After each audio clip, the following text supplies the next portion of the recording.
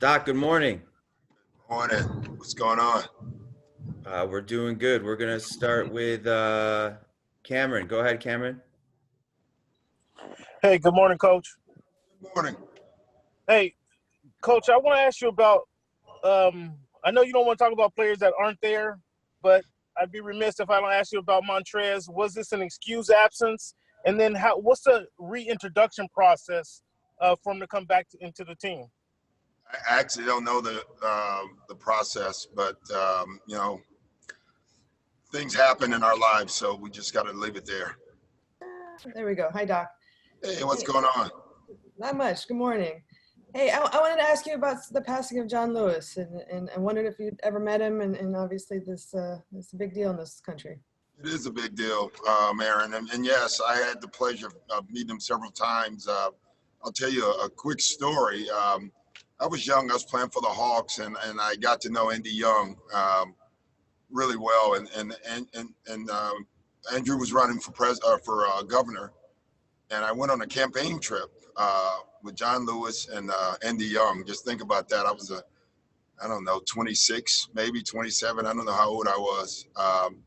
And we flew to Albany, Georgia, of all places. And Andrew Young gave a speech at an all-white church, and he was fantastic. It was an absolutely amazing speech, and the crowd was going crazy. And we get on the plane, and we're talking, and Andrew Young turns to me and says, they used to call me Young Doc. He says, "Young Doc, what did you think about the speech?" And I jokingly said, "Well, Mr. Young, I thought the speech was great, but I don't think you're getting one vote from that church." And everybody started laughing. And John Lewis piped in and says, "Well, we're not trying to get all of them. We're just trying to get one at a time. And eventually it will be all of them." I thought that was just one powerful statement. So really sad day for our country. What's amazing, Miriam, is when you think about right now, some of the stuff that John Lewis was fighting for, we're still fighting for. Voter suppression right now is at an all-time high. It's amazing how hard we have a group of people who are trying to get people not to vote. Latinos, blacks, and young people are the targets. That's who they're trying to get not to vote. And it's amazing when you think about how long ago that was, and yet we're still fighting that fight. Thanks, Miriam. Thank you, Doc. Next question is from Brad Turner. Good morning, Dr. Rivers. Brad, it's 7. What time? Wow. I'm really impressed with you this morning. Hey, I'm impressed by me too. But I was wondering, it's been about a week of practice so far for you guys? Yeah. I think how are they coming along with these practices, and great. how do you try to push them the right way? I don't know the right way. I don't think anyone does, Brad. This is not normal, where we're practicing for this long, number one, and in different gyms every day for the most part. But it's all good. Like our guys, I tell you, they're coming together. Like, we're not there yet, but you can just feel it. And it's great. The spirit, though, is absolutely off the charts, and that's what you need. Thanks, Brad.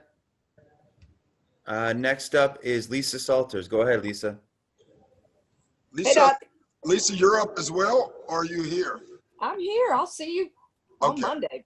Okay. I'll see you on Monday. All right. Just to follow up with the Montrez thing, I know you don't know what the protocol to have him re-enter might be, but do you expect to have him back for the scrimmages, or are you looking more towards the restart of the regular season games?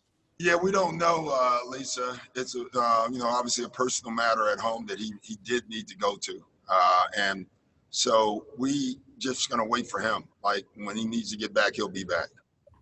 Okay. And secondly, I remember the weekend before everything shut down, being in your office, and we were just kind of shooting it around. Who's your MVP? I mean, it's a two-man race, LeBron, Giannis. So now it looks like we're going with the body of work we have. So what you think? I'm just going to make it an 8-game race. Whoever plays the best in 8 games wins it. No, these 8 games aren't going to count. Oh, they're not counting the voting? No, it's just the body work we've already seen. So the restart games will not count for MVP. Oh, They're voting I out. don't know. I mean, they both have had great years. You know, Giannis has just been dominant. I don't think I'm upset at either one. I'm taking the easy way out on that one. I'm good with either one. Thanks, Docs. Thanks, Lisa. Next up is Tim Reynolds. Hey, Doc. Good morning. Good morning.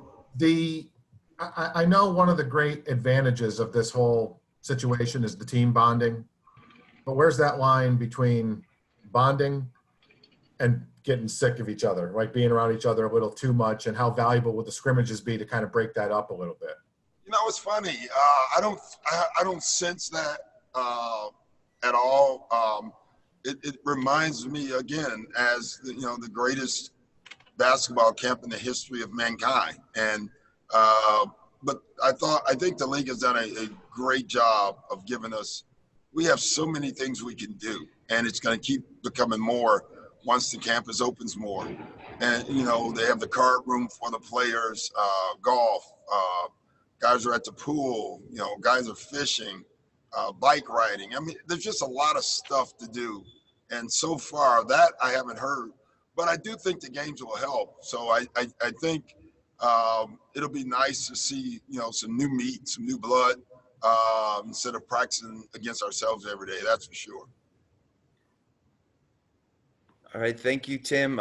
Corey Maggette. Hey, Doc, how are you? What's up, Corey?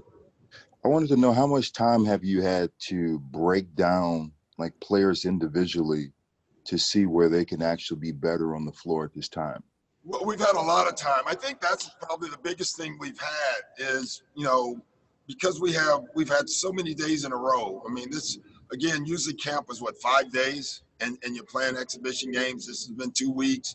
And so there's been a lot of individual work. One of the things the league has done that's really smart, like today we practice at 10 o'clock, right? And every night at 7, you get 2 more hours in the gym to just do individual stuff.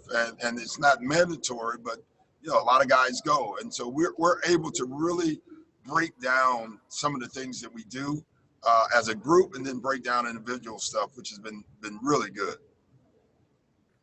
Thanks, Corey. Doc, last question comes from Kyle. Go ahead, Kyle. Hey, Doc, how are you? Great.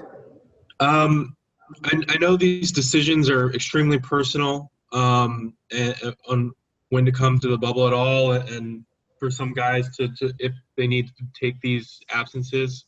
Have you let it at all enter your mind, or have you had discussions with family members what situations might require you to leave, or is that just something you can't think about, or it's not constructive to think about?